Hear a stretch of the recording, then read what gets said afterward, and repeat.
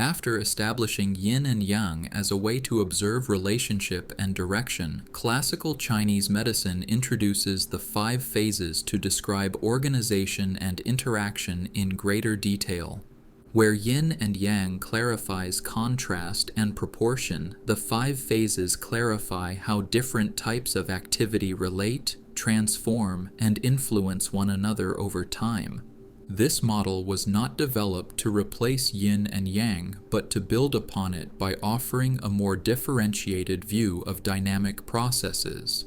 The 5 phases describe recurring patterns of movement, transformation, and interaction that can be observed in nature, in human activity, and within physiological function. Rather than naming substances or structures, the model focuses on functional tendencies and the ways these tendencies support, restrain, or regulate one another. Each phase represents a characteristic mode of activity, not a fixed entity or material component. These modes are understood through their relationships rather than through isolated definitions. Just as yin and yang only have meaning in relation to one another, the 5 phases only become intelligible through their patterns of interaction. No single phase functions independently or in isolation. Each arises in response to others, influences others, and eventually transforms into something else. This relational structure allows complex systems to be understood without reducing them to linear cause and effect explanations. Before exploring the individual phases, it is important to recognize that the 5 phases describe movement and interaction rather than classification or hierarchy. They provide a way to observe how different processes coordinate, balance, and correct one another over time. In this way, the 5 phases extend the same logic already established, offering greater resolution while preserving a relational and dynamic view of living systems.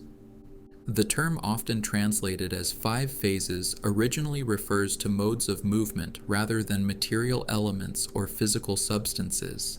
This distinction is important because interpreting the phases as objects or building blocks leads to misunderstanding from the outset. The model does not describe what things are made of, but how different kinds of activity arise, peak, transform, and give way to one another. Each phase represents a recognizable pattern of motion, expression, and change that can be observed across many contexts. These patterns are not static, and they do not exist independently. They are defined by their position within a cycle of transformation rather than by intrinsic qualities. In this way, the phases function more like verbs than nouns. They describe tendencies toward expansion, stabilization, consolidation, transformation, and renewal rather than fixed states. Because they are movements, the phases are always understood in relation to timing and sequence. What matters is not only which phase is present, but how it emerges from what came before and leads into what follows. This emphasis on movement prevents the model from becoming rigid or overly schematic. It also allows the same phase to appear differently depending on context, scale, and circumstance. By approaching the 5 phases as dynamic movements, the model remains consistent with the relational logic already established through yin and yang. This prepares the ground for examining how these movements interact without reducing them to static categories or symbolic labels. The 5 phases are not arranged as a linear sequence with a clear beginning or end, but as a continuous cycle of transformation. Each phase emerges from the conditions created by the previous one, and in turn gives rise to what follows. This cyclical structure reflects how living systems operate, where change unfolds through repetition, variation, and renewal rather than through straight progression. Within this cycle, no phase is permanent, and no phase exists in isolation. Each moment of activity contains the potential for transition, and each state of stability carries the conditions for change. Because the phases are cyclical, balance is maintained not by stopping movement, but by allowing movement to proceed in an orderly and coordinated way. When the cycle flows smoothly, transformation occurs without disruption. When the cycle becomes distorted, stalled, or excessive in one direction, imbalance begins to appear. This understanding shifts attention away from identifying single causes and toward observing how movement through the cycle is being supported or obstructed. Rather than asking which phase is present in isolation, attention is placed on how phases relate across time. This makes the model especially useful for understanding gradual change, adaptation, and long-term patterns rather than sudden or isolated events. The cyclical nature of the 5 phases also means that apparent opposites are often linked through sequence rather than contradiction. What appears to be an ending in one phase often functions as the necessary preparation for what comes next. By recognizing this continuous movement, the 5 phases provide a way to understand transformation without imposing rigid stages or fixed outcomes. This cyclical logic forms the foundation for examining how the individual phases interact, regulate, and support one another over time. Within this cyclical framework, classical Chinese medicine identifies 5 recurring modes of activity, traditionally referred to as wood, fire, earth, metal, and water. These names are not intended to describe literal substances or physical materials within the body. They function as symbolic references to characteristic patterns of movement and transformation observed in the natural world. Each phase represents a distinct way in which activity unfolds, stabilizes, consolidates, or gives rise to change. Wood refers to growth, emergence, and directional expansion, reflecting the tendency toward initiation and development. Fire describes expansion toward expression, warmth, and outward movement, where activity reaches its peak and becomes fully manifest. Earth represents stabilization, integration, and coordination, providing continuity and support between phases. Metal is associated with consolidation, refinement, and inward gathering, marking a shift toward organization and structure. Water describes storage, depth, and potential, where movement becomes latent and prepares the conditions for renewal. These phases are not discrete compartments, but overlapping movements that continuously influence one another. At any given moment, multiple phases may be present, each contributing different qualities to the overall pattern. What distinguishes the phases is not their material form, but their functional role within the cycle of transformation. By naming these modes, the model provides a shared language for discussing complex patterns without reducing them to isolated mechanisms. Understanding the phases as movements rather than objects prevents them from being treated as fixed categories or rigid stages. This perspective allows the 5 phases to remain flexible, relational, and responsive to context rather than schematic or prescriptive. One of the primary ways the 5 phases are understood to interact is through a generative sequence, where each phase supports the emergence of the next. This sequence does not describe production in a mechanical sense, but a pattern of mutual support that allows movement to continue smoothly through the cycle. Each phase creates conditions that make the following phase possible without forcing or controlling it. In this way, generation is understood as nourishment and facilitation rather than domination or causation. Growth naturally leads toward expression. Expression gives rise to stabilization. Stabilization allows consolidation. Consolidation creates the conditions for storage, and storage prepares the ground for renewed growth. This sequence reflects how living systems sustain continuity while still allowing change. No phase generates indefinitely. Each completes its role and then gives way to what follows. When this generative movement proceeds smoothly, transformation feels coordinated and balanced. When support between phases is weakened or disrupted, the cycle may become uneven or strained. Importantly, generation does not imply that one phase is superior or more important than another. Each phase contributes by supporting what comes next, not by asserting control. This relational understanding prevents the model from being interpreted as a hierarchy or linear progression. Instead, it emphasizes continuity, cooperation, and the ongoing circulation of activity through the system. By viewing generation as support rather than force, the 5 phases remain consistent with the broader emphasis on relationship and proportion established earlier. In addition to generation, the 5 phases are understood to interact through a pattern of regulation where each phase helps prevent excess or imbalance in another. This regulatory relationship does not imply suppression or conflict, but a form of mutual restraint that maintains proportion within the system. Rather than allowing any single tendency to expand without limit, regulation ensures that movement remains coordinated and responsive. Each phase has the capacity to moderate another when activity becomes excessive or misaligned with context. This moderating influence does not stop movement, but redirects it toward balance and continuity.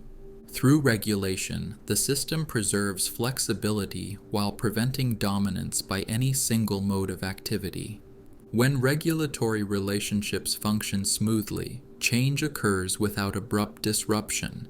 When regulation is weakened or distorted, one phase may begin to overextend, leading to strain elsewhere in the cycle. Importantly, regulation is always contextual. A restraining influence that is appropriate in one situation may become excessive in another. For this reason, regulation is evaluated relative to timing, proportion, and overall movement rather than fixed rules. This perspective prevents the model from being interpreted as rigid or punitive. Instead, it emphasizes balance through responsiveness rather than control. By understanding regulation as a dynamic relationship, the 5 phases remain adaptable and capable of describing complex interaction without reduction. Together, generation and regulation describe how continuity and balance are maintained through ongoing relational adjustment. Within the 5 phases framework, imbalance is understood as disruption in the flow of generation or regulation rather than the presence of a single isolated problem. Attention is placed on how relationships between phases have become strained, excessive, insufficient, or misaligned over time. Imbalance may appear when a phase becomes overly dominant, preventing others from expressing their function appropriately. It may also appear when support between phases is weakened, leading to fragmentation or loss of continuity within the cycle. In some cases, regulation may become too strong, restricting movement beyond what the situation requires. In other cases, regulation may be too weak, allowing unchecked expansion or depletion. These patterns are not fixed states, but evolving tendencies that shift as conditions change. Because of this, imbalance is evaluated through observation of movement and relationship rather than through static classification. What matters is not the presence of a single phase, but how phases interact across time. A pattern that appears imbalanced in one context may resolve naturally as conditions shift. Another pattern may gradually intensify if relational strain is not addressed. By viewing imbalance as a relational process, the model supports early recognition and gentle adjustment rather than abrupt correction. This perspective allows complexity to be addressed without reducing patterns to simple cause and effect explanations. Understanding imbalance in this way preserves the dynamic and adaptive nature of the 5 phases. It also reinforces continuity with the foundational logic established through Yin and Yang. Yin and Yang and the five phases are not separate or competing theories, but complementary ways of observing the same living system. Each model addresses a different level of organization while remaining consistent with the same relational logic. Yin and Yang provides broad orientation, describing contrast, proportion, and directional tendency. The five phases add resolution by describing patterns of interaction, transformation, and coordination among different modes of activity. Used together, the models prevent understanding from becoming either too vague or too rigid. Yin and Yang ensures that attention remains focused on relationship and change. The five phases provide structure without reducing processes to fixed categories or linear causes. This layered approach allows complexity to be addressed gradually rather than all at once. Rather than replacing one model with another, classical theory uses each where it is most effective. Orientation is established first, then detail is added without losing coherence. This prevents later frameworks from being misinterpreted as static diagrams or absolute truths. Instead, each model remains a tool for observation rather than a set of conclusions. When applied together, Yin and Yang and the five phases support a flexible understanding that can adapt as conditions shift. They allow patterns to be described at multiple scales while remaining grounded in the same principles. This integration reflects an emphasis on perspective rather than explanation and relationship rather than reduction. By using multiple models together, classical Chinese medicine preserves nuance while maintaining clarity. Although the five phases are often discussed in theoretical terms, their patterns can be observed clearly in everyday experience. Daily activities naturally move through phases of initiation, expression, stabilization, consolidation, and rest. Beginning a task involves gathering intention and direction, followed by active engagement and outward effort.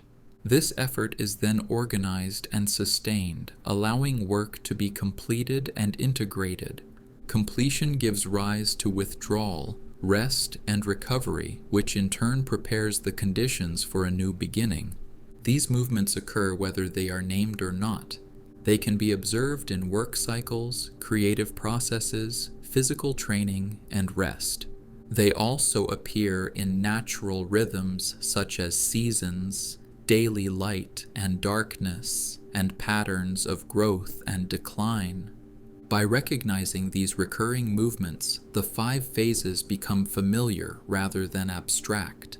The model does not impose structure onto experience, but offers language for patterns that are already present. This familiarity helps prevent the phases from being treated as rigid categories or intellectual constructs. Instead, they remain grounded in observation and lived experience. When understood in this way, the five phases support attentiveness to timing, pacing, and transition rather than control or prediction. They encourage awareness of when to initiate, when to sustain, when to consolidate, and when to rest. By reconnecting the model to everyday experience, its relevance and practicality remain clear. This grounding also prepares the model to be applied thoughtfully without abstraction or over-interpretation. The five phases are introduced not to be memorized as a list, but to serve as a flexible framework for observing interaction and change. Their value lies in how they guide attention rather than in how precisely they are defined. In practice, the phases are used to notice patterns of emergence, support, restraint, and transformation as they unfold over time. They offer a way to describe coordination and imbalance without reducing complexity to single causes or rigid explanations. As the theory develops, the five phases will be revisited repeatedly from different perspectives and levels of detail. Each return adds depth without requiring a new conceptual foundation. This gradual approach allows understanding to remain coherent even as complexity increases. Rather than applying the model mechanically, emphasis remains on relationship, timing, and proportion. The phases function as reference points rather than rules, helping orient observation without dictating conclusions.